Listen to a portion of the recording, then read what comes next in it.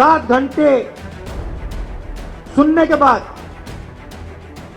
हम 10-15 मिनट बोलते हैं, किसानों से मिलते हैं, उनसे एमएसपी के बारे में बात होती है, उनकी मुश्किलों के बारे में बात होती है, पानी की समस्या के बारे में बात होती है, जो बारिश से उनके खेत में नुकसान हुआ है उसके बारे में बात होती है। आजाद हिंदुस्तान में पहली बार हमारा किसान टैक्स दे रहा है।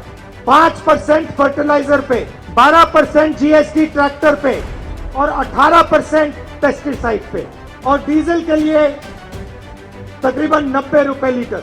जब हम किसानों से पूछते हैं खेत से कितना पैसा बनता है, हमें बताते हैं कि मुश्किल से थोड़ा सा पैसा निकलता है।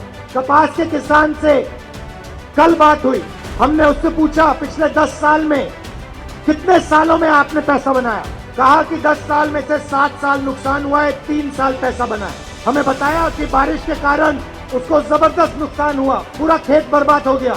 मैंने उससे पूछा, बीमा के बारे में पूछा, इंश्योरेंस के बारे में पूछा, कहता है कि सरकार का जो इंश्योरेंस स्कीम है वो चोरी है। नरेंद्र मोदी जी ने नोटबंदी की और गलत जीएसटी लागू की।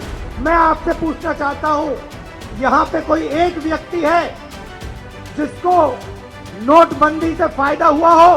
एक आदमी है जिसको जीएसटी से फायदा हुआ है? जो हमारे छोटे व्यापारी हैं, मिडिल साइज बिजनेस हैं, जो रोजगार दिलवाते हैं, वो सब नष्ट हो गए, खत्म हो गए जीएसटी नोटबंदी के कारण।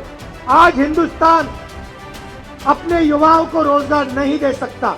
इन सड़कों पे मेरे साथ युवा चलते हैं, पहला सवाल पूछता हूं, पढ़ाई की, डिग्री ली? सब के सब कहते हैं पढ़ाई की, डिग्री मिली। और फिर मैं पूछता हूं, उस डिग्री का फायदा मिला, रोजगार मिला? और सब के सब कहते हैं कुछ नहीं मिला, बेरोजगार है। भारत जोड़ो यात्रा 3 मुद्दों के लिए की गई है।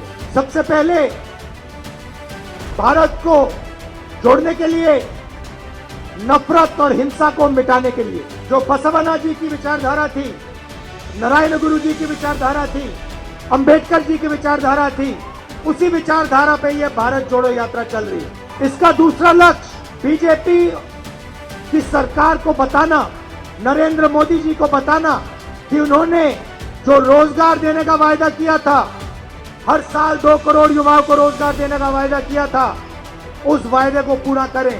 और ये मैं नहीं कह रहा हूं, ये हिंदुस्तान का हर युवा कह रहा है। और तीसरा मुद्दा, जो महंगाई बढ़ती जा रही है, गैस सिलेंडर 400 रुपए का होता था, आज 1000 रुपए का है।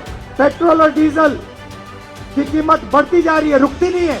इंटरनेशनल मार्केट में तेल का दाम कम हो ज्यादा, हिंदुस्तान में पेट्रोल डीजल का दाम बढ़ता ही जाएगा। इसीलिए हमने कन्याकुमारी से कश्मीर तक भारत जोड़ो यात्रा शुरू की। वाजपेयी जी और अडवाणी जी ने 371J को मना किया था। उन्होंने, बीजेपी ने कहा था कि ये करा नहीं जा सकता, हम नहीं करने वाले। कांग्रेस पार्टी ने, हमने आपसे वायदा किया और वायदा हमने पूरा करके दिखाया। भाई और बहनों, ये छोटी बात नहीं है। 40,000 सरकारी नौकरियां आपको मिली, लाखों युवाओं को एडमिशन मिला, मेडिकल कॉलेजेस में, इंजीनियरिंग कॉलेजेस में, प्रोफेशनल कोर्सेज में। और आपके इंफ्रास्ट्रक्चर, सड़कों पे 10,000 करोड़ रुपए आपको दिया गया। ये फर्क है हम में उनमें। हम कुछ कह देते हैं, फिर हम करके दिखाते हैं। जो भारत में नफरत फैलाता है, हिंसा फैलाता है, वो झंडे पे आक्रमण करता है। 3,500 किलोमीटर चलना आसान काम नहीं होता है। आमतौर से जब व्यक्ति सुबह उठता है, तो जब वो पहले कदम लेता है, वो कदम आसान होते हैं, और शाम को जो कदम होते हैं वो थोड़े मुश्किल होते हैं, थक जाता है आदमी। इस यात्रा पे उल्टा हो रहा है, जो शाम के कदम होते हैं वो आसान हो जाते हैं, क्योंकि मैं अपनी शक्ति से नहीं चल रहा हूँ, मैं आपकी शक्ति से चल रहा हूँ। आप मेरी मदद कर रहे हो और आप मुझे पीछे से धकेल रहे हो। तो इस मदद के लिए, इस प्यार के लिए मैं आप सबको दिल से धन्यवाद करना चाहता हूं।